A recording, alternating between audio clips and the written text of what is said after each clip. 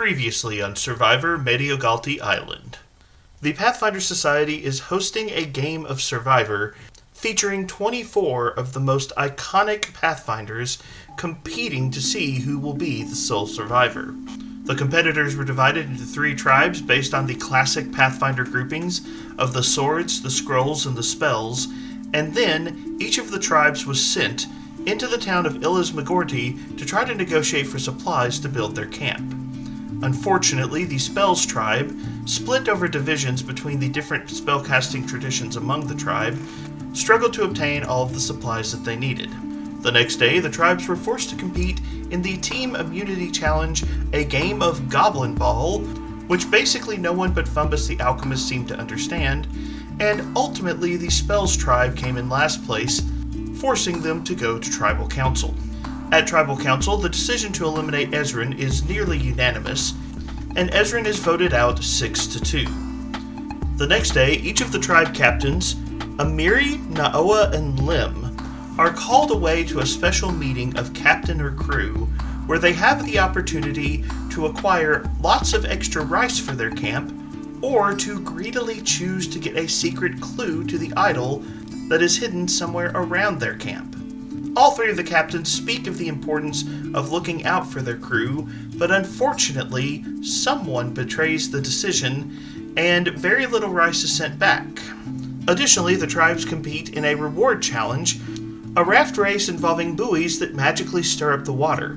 Thankfully, the now unified Spells tribe is able to navigate the patterns of the magical buoys, allowing them to obtain the win and a large supply of fishing gear. The game of Survivor is underway, and today we continue to ask, what happens when the Pathfinder Iconics play Survivor on today's episode of The Local Disaster Tour Guide.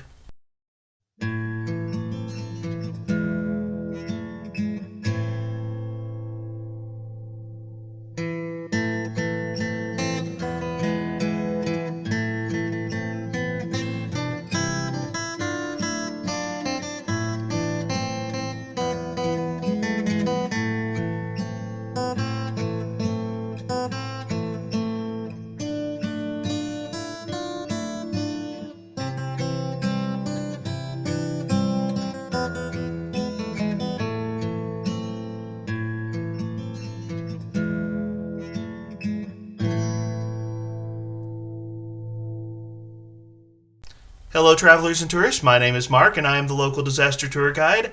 That's right, I am a storyteller who is diving into storytelling and taking a look at a what-if scenario, imagining a situation where the iconic characters from Pathfinder are pit against one another in the reality game show Survivor. 24 iconic characters, including the exemplar iconic Noah from the recent playtest, have been pit against one another in a hypothetical match of Survivor taking place on the beautiful Mediogalti Island. Before we dive back into this story, a couple of things to know.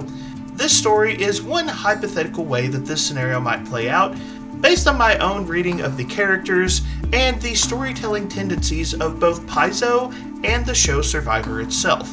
However, I am fully aware that many people might come to a different conclusion about how the game would go.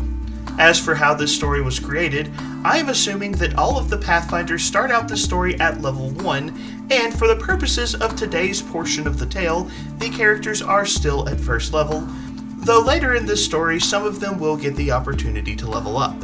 Again, all of the events in this story are hypothetical and based on my own interpretations of the characters, though I have tried to draw from both the backstories of all the characters involved and a reasonable interpretation of what the first level versions of these characters would reasonably be able to do during the game. For the most part, outcomes in this story are based upon my own interpretation, though there are several points where I did actually resort to some dice rolls to figure out how different characters might perform or what outcomes might influence the course of the game. As this story is my own interpretation of how these events might play out, I definitely welcome your feedback and thoughts, and I would love to know what you think of this story. Yes, that means I'm asking you to do all of the important YouTube stuff, If you enjoy this content, please remember to like, share, and subscribe. You can check out my free Discord and my Patreon. Links to those will be in the video description. And I will also have some links to the backstories for all of the Pathfinder Iconic characters, so if you would like to read those for yourself, you can go and check those out. So if you enjoy this content, or if you think the story would play out differently, definitely let me know. I love to hear from you. But with all of that out of the way, let's get started. Day 4 of Survivor Mediogalti Island opens up with a classic Survivor montage of the various tribes fishing and trying to gather food. The Spells tribe is doing a fantastic job catching a bunch of fish, in large part due to the rewards that they won yesterday, and the Swords tribe is also doing really well thanks to Harsk and his talents as a ranger. The Scrolls tribe is not doing as well when it comes to fishing, but Naoa is working overtime to make sure that his crew is getting plenty of food. Later that morning, the tribes are called to Challenge Beach, where the time has come to participate in another immunity challenge, this one known as the Ruin Race. Jeff the Goblin introduces the challenge, noting that in classic Pathfinder fashion, they should be exploring ruins, and in this case, the tribes find themselves looking at a trio of stone structures that are old and partially crumbling, but where a patchwork series of rope ladders and balance beams and other precarious surfaces have been stretched between the structures, and the challenge here is pretty simple. Each of the tribes must work together to ensure that the tribe members all successfully cross from the first structure to the second, and then the second structure to the third, and should a player fall at any point between structures, after extracting themselves from the safety net, they are forced to climb back onto that structure and resume the course. Of course, in this instance, the tribe that finishes last will be forced to go to Tribal Council and vote out one of their members. As the race starts, it quickly becomes apparent that this particular challenge is the Scrolls' cup of tea. They do an amazing job navigating the various precarious surfaces, and even larger members of the tribe, like Droven the Inventor, manage to use the Follow the Leader activity to successfully make their way from one structure to the next and then finally to the third, and the Scrolls tribe completes this challenge with incredible speed. The Swords tribe and the Spells tribe are much more evenly matched in their competition for second place. The more athletic Swords tribe does have an advantage when it comes to physical prowess, but unfortunately this particular challenge also proves a little more difficult for the Swords tribe because their on average larger frames just makes it a little more difficult to maneuver through the course. Still, the Swords and the Spells manage to stay pretty close to one another throughout the course of the entire race, and the final leg of the contest comes down to a nail-biting challenge between Sela the Champion on the Swords tribe and Kira the Cleric on the Spells tribe. Both of them are about halfway between the second structure and the third when suddenly, heartbreakingly, Sela loses her balance and crashes into the safety net below. Sela does her best, rushing back to the structure, trying to get back onto the course and once again trying to make her way across, but unfortunately, Kira just has too much of a lead, and Kira is able to finish the course, meaning that ultimately the Swords tribe loses this challenge and they will be facing Tribal Council in the evening. Returning back to camp, the friendly atmosphere that has pervaded the Swords tribe up until this point is almost immediately in shambles. Jarrell is openly mocking Sela's clumsy performance during the Ruin Race, and when Sajan tries to speak up in Sela's defense, Jarrell's mocking just gets worse. Soon, other members of the tribe are joining in the argument, and it's not long before the argument begins to splinter into other topics, with Celtiel accusing Amiri of lying about her actions during Captain or Crew. Celtiel accuses Amiri of claiming a clue for herself at the expense of food for the team. Amiri does not take this well, and a physical scuffle is only avoided at the last minute when Valeros steps in and calms both of the heated parties down. As the day moves on, it becomes clear that the Swords camp is splitting into a couple of factions. One is led by Amiri and Sela, and the other is led by Celtiel and Jarrell. Valeros seems to be allied with the former, and Sajan seems to be taking the side of the latter. Harsk and Naumika don't seem to be particularly close to either side, making them the obvious swing votes in the upcoming Tribal Council. That evening at Tribal Council, Jeff the Goblin welcomes the Swords tribe to their first tribal council and asks them about the experience playing the game so far. Valeros does his best to try to set a positive tone to the meeting, but it is not long before arguments break out between the two factions. Jarrell accuses Amiri of incompetent leadership and allowing the team to suffer losses when they should have had easy wins. As the conversation gets more and more heated, Jeff tries to bring other people into the conversation, like Naumika and Harsk, but both of them are reluctant to express their feelings. Finally, Harsk tersely says that his only concern is making sure that everyone is well fed and safe at night. The tribe goes to vote, and at first, it seems like a pretty close vote, with votes bouncing back and forth between Sela and Jarrell, who both get 3 votes each.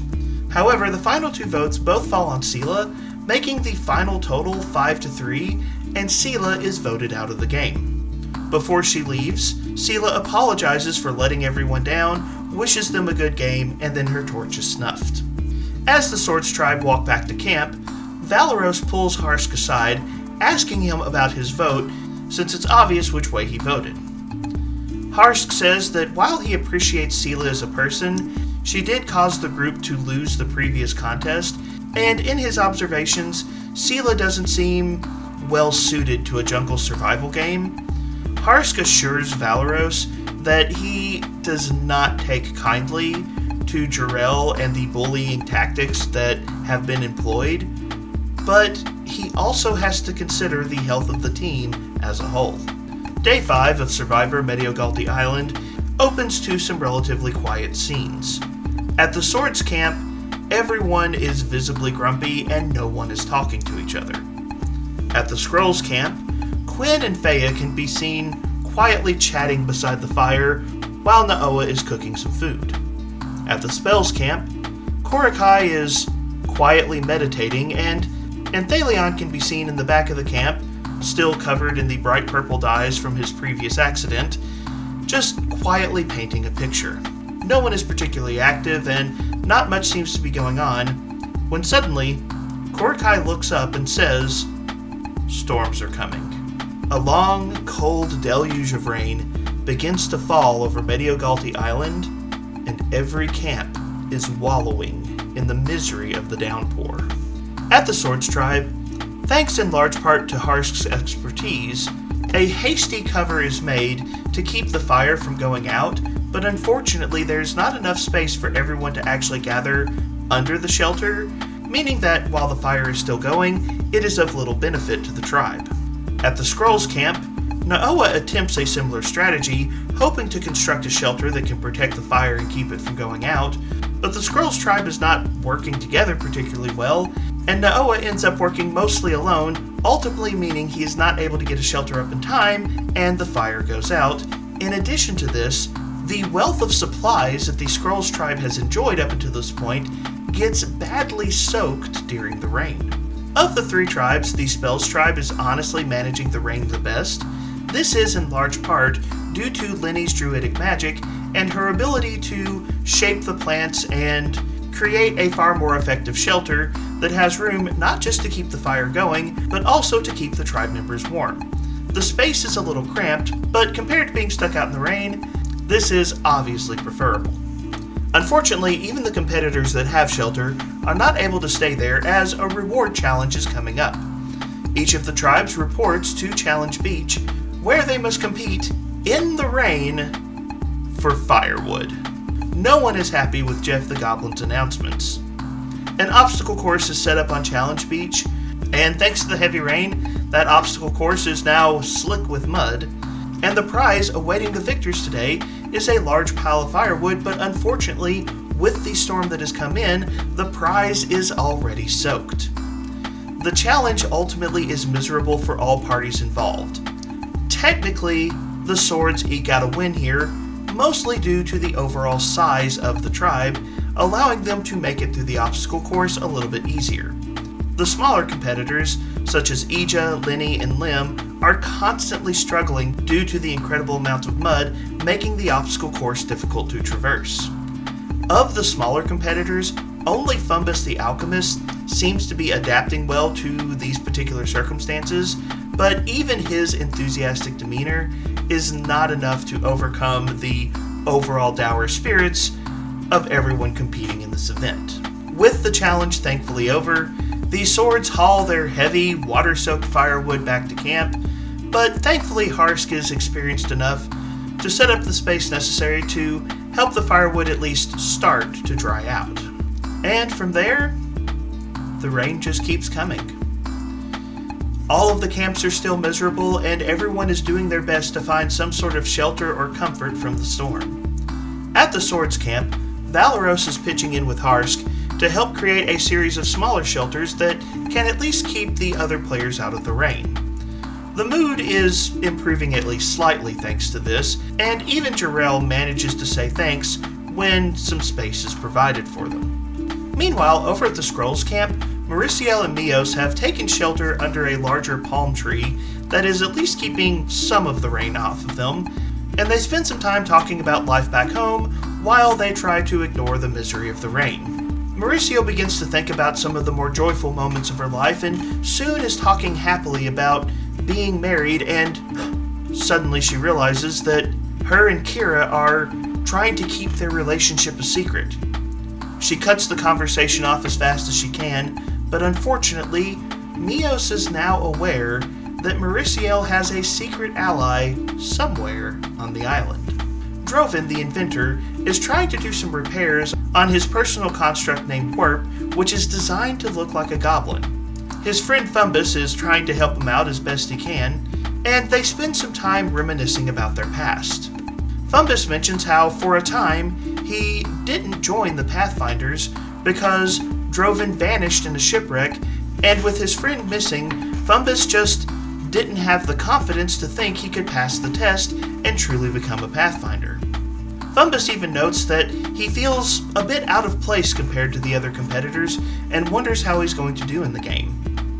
Drovin does his best to encourage his friend and points out that Fumbus has done well in the past couple of competitions and compliments his friend on his enthusiasm despite the ever-present downpour that the camp is currently dealing with. Eventually, the tribe leader, Naoa, joins in the conversation, and when he hears Drovin encouraging Fumbus, Naoa speaks in and begins to compliment Fumbus as well.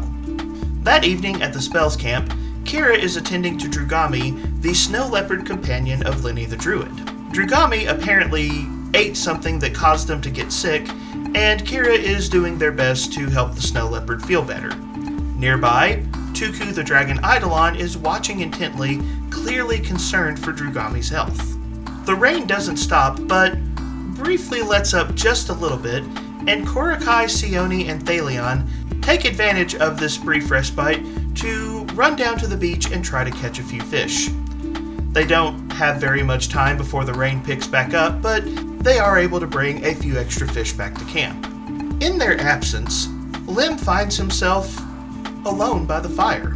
Kira, Lenny, and Ija are caring for Drugami, and the others are out fishing. And with a few quiet moments to himself, Lim pulls out a small scroll of paper, reads it quietly, and then tosses it into the fire before anybody comes back up. Day 6 of Survivor Mediogalti Island opens up to more rain.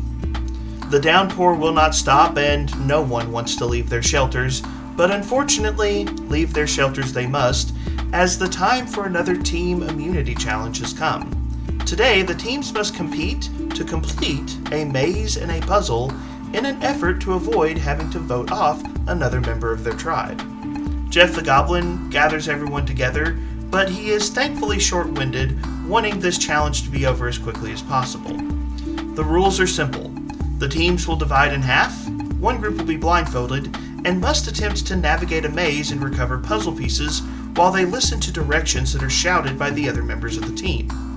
Once those puzzle pieces are recovered, they must hand the blindfolds over to the other half of the team, who now must attempt to assemble the puzzle with the previous half of the team giving them directions.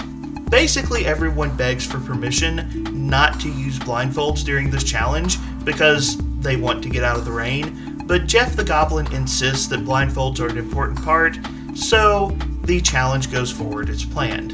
In addition to all of the misery caused by the rain, it is quickly apparent that this particular challenge causes the Swords Tribe to be at a massive disadvantage.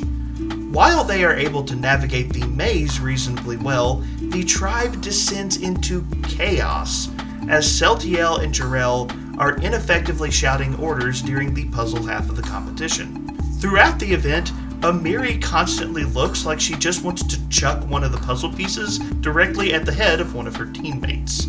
The Scrolls eventually win the event, and the spells come in a very solid second place, meaning that the Swords Tribe will, once again, be going to Tribal Council. Back at camp, it is obvious that there is more than one storm occurring at the Swords Beach, as a very clear divide exists inside of the Swords Tribe. Amiri and Valeros are sitting in one shelter, Jarrell, Celtiel, and Sajan occupy a different shelter, and Harsk and Naumika, finding the rain to be far better company than either of those two groups, head out and hunt for food despite the downpour. Thankfully, that evening, the rain begins to die down as the Sword Tribes find themselves going back to Tribal Council. The weather is improving, but honestly, the moods are not. Amiri and Jarrell are at odds with one another the moment Jeff starts asking questions. Jarrell again accuses Amiri of being a worthless leader, and Amiri accuses Jarrell of being a coward who's afraid to actually try to take charge. And basically no one wants to get in the middle of this conversation, no matter how much Jeff the Goblin tries to get input from others. So the tribe goes to vote, and it is quickly apparent that Amiri and Jarrell are the main targets in this particular vote. However, in a bit of surprise from their previous vote, Harsk and Naumika flip, and this time vote against Jarrell, meaning that Jarrell is voted out 4-3. Amira laughs heartily, and Jarrell dashes away as soon as her torch is snuffed. Walking back to camp, Amiri is jubilant, and doesn't notice Naumika talking with Sajan. Sajan is nodding thoughtfully as Naumika says, "Why trade one useless leader for another?" Day 7, the sun is back out, and as a result, the camps are far more lively. At the Swords Camp, Amiri is in a wonderful mood. She sets out to fish and gather coconuts, and she is just celebrating that Jarrell is gone. She is in fantastic spirits, and Valeros merrily joins her in her efforts. Both of them fail to notice that everyone else in camp seems to be scouring the area, looking for places where an idol might be hidden. As for the Scrolls camp, a lot of damage control is being done. Yoon and Naoa are working very hard to try to salvage as much of their supplies as possible from all of the damage that happened during the storm. While they're working on this, Thea offers the excuse that she's going to go search for some food and instead goes out idol hunting. When she returns, she has a small armload of coconuts, and anyone who's paying attention can see that there are plenty of coconuts growing on the trees right outside of camp. At the Spells Camp, there's definitely a need to get some more food, so Lim, Lenny, and Korakai set out looking for some new possible sources of food. Lenny and Korakai end up working together to clear out some bushes and are pulling up a number of edible roots that the camp can use for food supplies, and while they're working, they fail to notice Lim, very briefly, sneak away to a prominent rock outcropping. He's back in less than a moment, and no one notices his absence. Back at camp, Sione and Thalion are busy discussing some immaturity among several of their teammates. Soon enough, all of the tribes are called back to Challenge Beach, and Jeff the Goblin informs them that today they will be competing for a reward that many people find very compelling, especially Valeros, as they look over and see a stack of beautiful wine bottles and ale jugs. Drinks are available for the team that wins the next challenge, which is a Survivor Classic, the Gross Food Challenge. Welcome to Wine and Dine.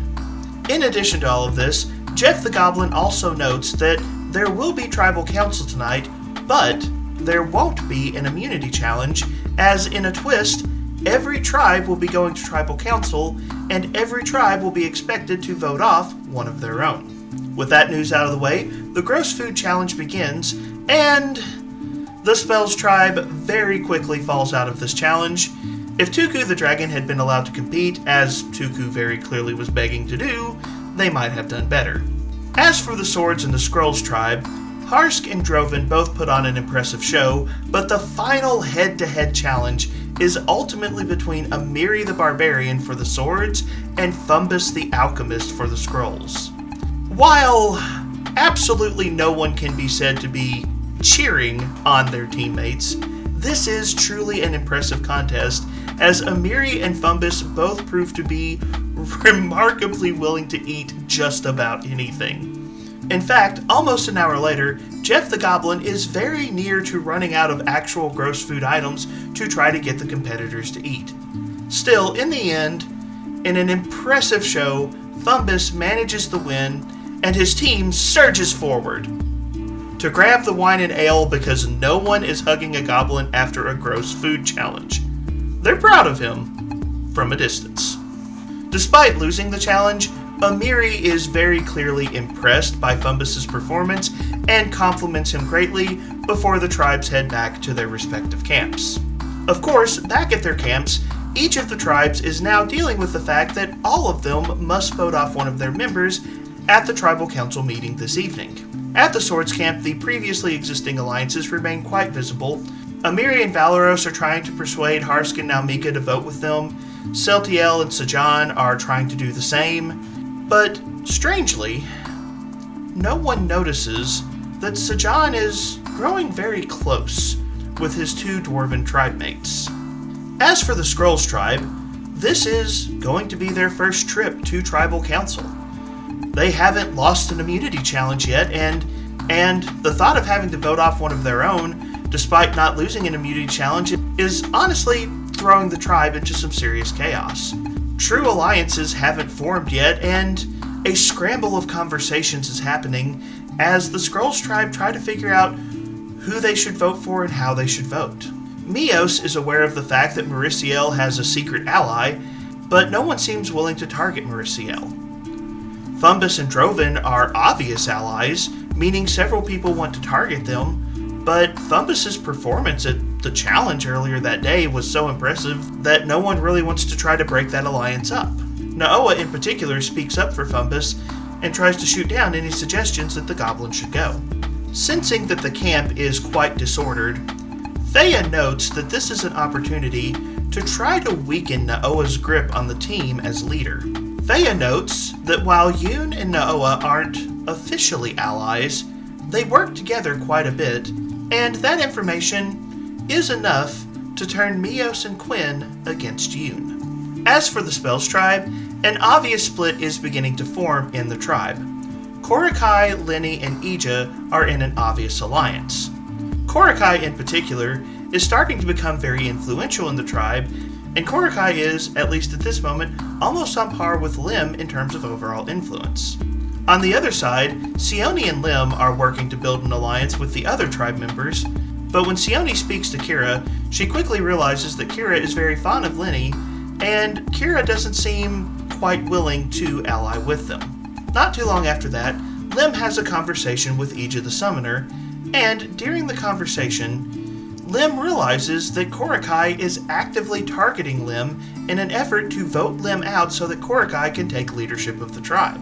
Lim expertly manages to pull this information out of Ija without her even realizing that she has slipped up and given this important detail away.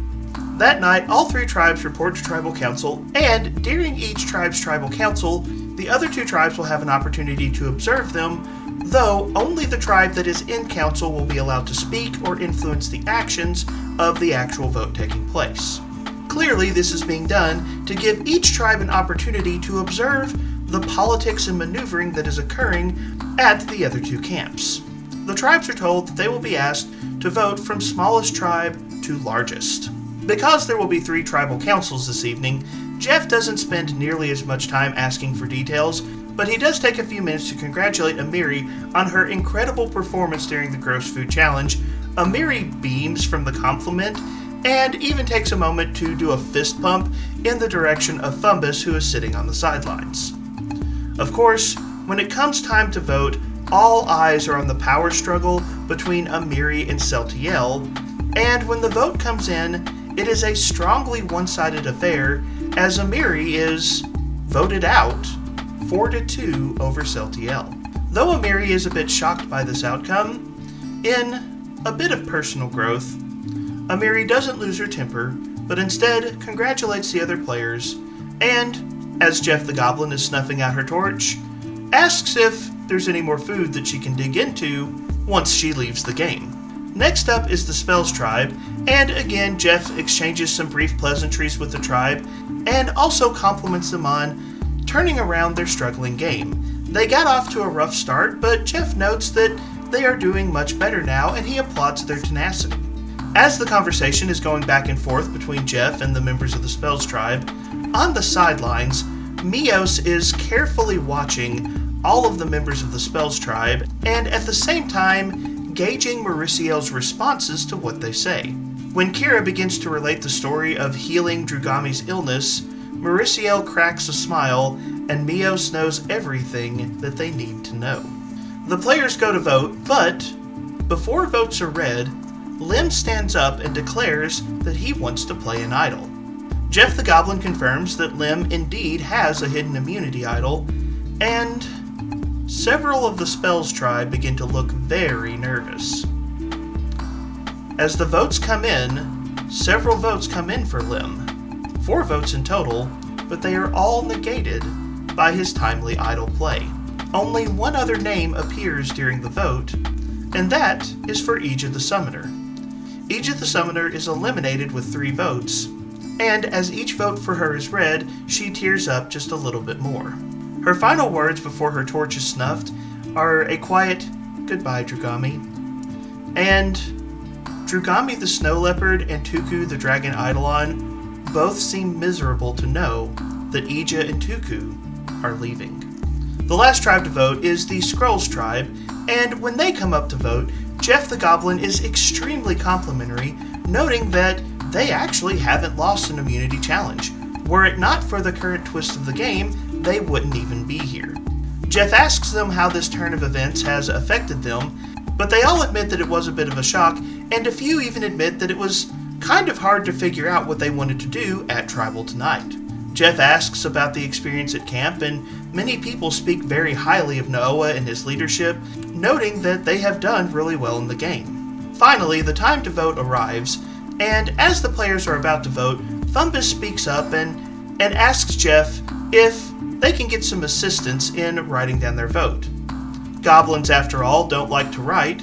Jeff, being a goblin, understands this and asks a member of the production crew to help Thumbus write down his vote. On the sidelines, Celtiel is observing this exchange and reacts with a bit of a devious smile when he sees this happen.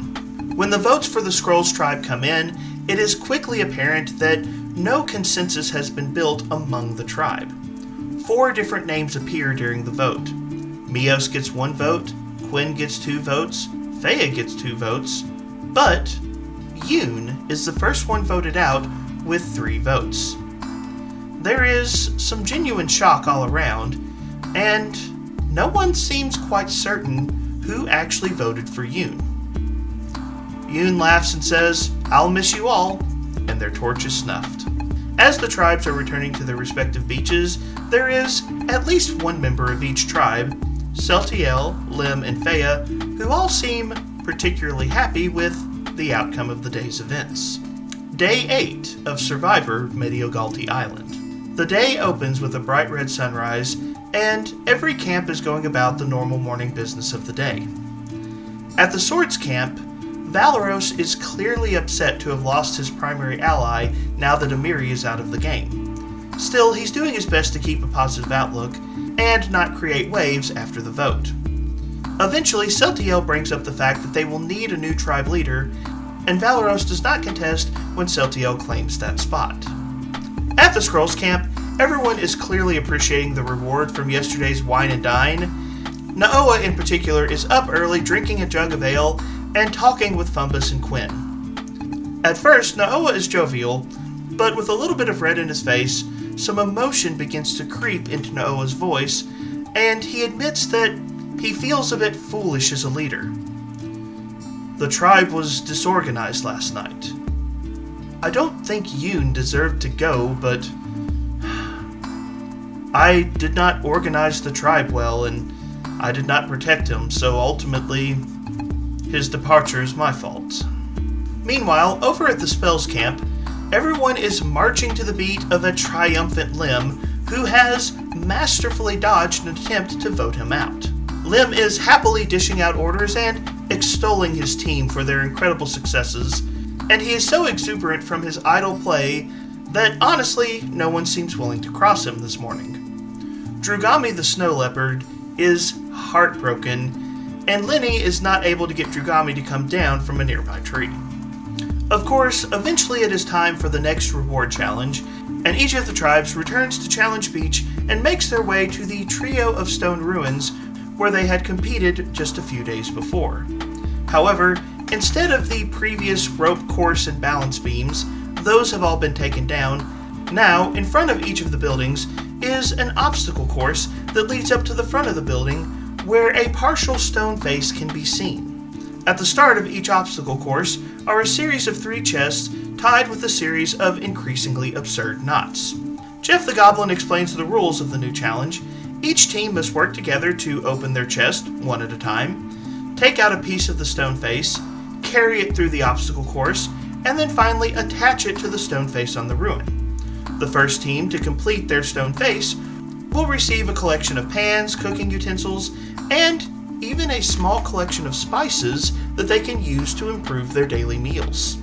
As the challenge begins, each team is at the top of their game, and every team is doing fantastic. However, the Skrulls team have a bit of an advantage, as their team is a bit larger, and given the expertise of their group, they are just a little bit quicker in getting their chests open. As a result, they take a pretty solid lead, and both the swords and the spells are only about halfway through their challenge when the Skrulls begin to maneuver their final piece into place. Suddenly, a dart flies out of the ruins, and Mauriciel nimbly dodges out of the way at the last second, with the dart landing with a powerful thud into the pole of the obstacle course. Mauricio screams as a flurry of darts begin to shoot out of the ruin. The Skrulls begin to scatter and dive as traps begin going off all around the ruin. Everyone is panicking. Everyone, that is, except Naoa. Naoa, for a brief moment, flies into a perfect whirl of motion, snatching Thea out of the range of a spear trap and tossing her to safety, tripping Quinn so that a trio of darts flies over his head. Naoa bats aside a spear that was coming for his chest before lunging to kick Droven to safety as well. Swiftly glancing around, Naoa notices that Mauriciel and Mios have both stumbled their way to safety, but then a massive groan escapes the ruin, and Naoa notices that poor Fumbus is frozen in the middle of the chaos, unsure of where to go or what to do. Naoa looks up as a pair of spiked logs are rolling straight down the ruin, straight towards the goblin.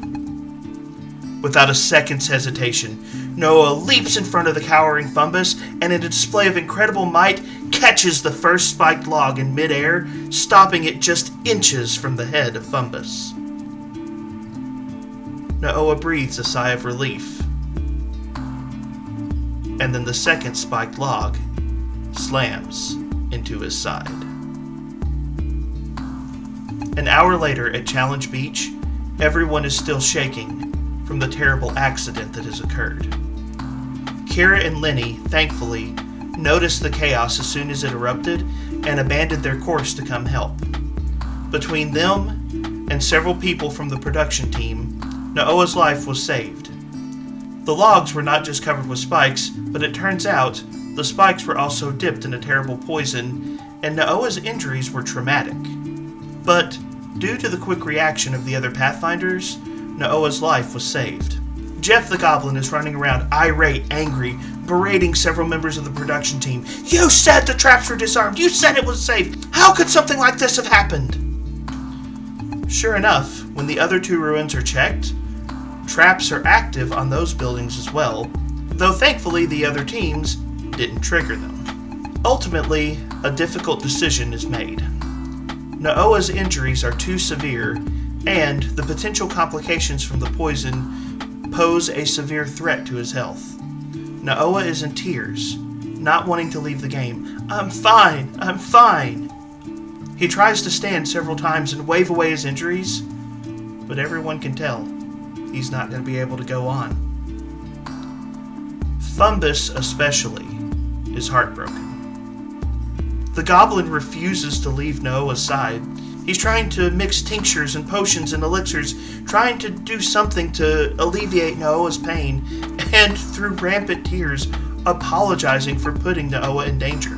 When Naoa finally accepts that he's being taken out of the game, he takes a moment to pull Fumbus up next to him. I only did what a good leader does. You don't have to apologize for anything. I would have helped anyone on our team. I'm going now. You're going to have to learn to lead now that I'm gone. They share a farewell hug, and everyone is in tears as Naoa sails away on a boat. As all of this is happening, no one notices Dodgy, Feya's fox familiar, happily snacking on some insects in the nearby bushes, including a small red praying mantis sitting on a nearby leaf. And that is where we will leave the story for today. It is the end of Day 8 in Survivor Mediogalti Island, and many more competitors have left the game. Sela, Jarell, Amiri, Ija, and Yoon have all been voted out, and due to a tragic accident because of an undetected trap, Naoa has also been removed from the game. Suddenly, this competition is much more serious, and the island doesn't seem quite as friendly as it did before. How will our Pathfinders do in the contest going forward? And which Pathfinder will ultimately be crowned the sole survivor? Let me know what you think of this story so far, and feel free to jump down to the comments section and give me your predictions on who you think will be voted out next, or who you think will go all the way. Also, if you think the story might have played out differently, be sure to let me know that as well. I look forward to hearing what you all have to say. Our story will continue next week with what happens when the Pathfinder Iconics play Survivor Part 3, Tribe Swap, so be sure to get your predictions in for what you think is going to happen. As always, thank you for being here, thank you for being part of the conversation, and have a wonderful day.